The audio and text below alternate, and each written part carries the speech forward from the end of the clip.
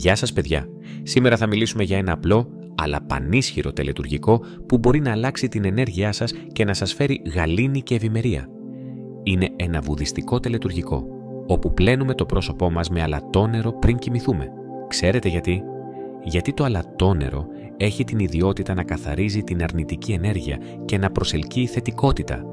Ξεκινάμε λοιπόν παίρνοντας λίγο ζεστό νερό και προσθέτοντας μέσα θαλασσινό αλάτι. Αυτό βοηθάει να ανοίξουν οι πόροι και να γίνει καλύτερα ο καθαρισμός. Τώρα, πριν πλύνετε το πρόσωπό σας, κλείστε τα μάτια και οραματιστείτε ένα χρυσό φως να σας περιβάλλει.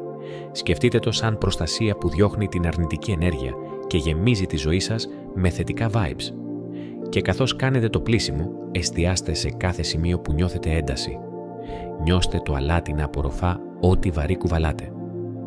Όταν τελειώσετε, σταθείτε μπροστά στον καθρέφτη και πείτε κάτι θετικό. Αυτό θα ενισχύσει τις προθέσεις σας και θα σας δώσει διάβγεια.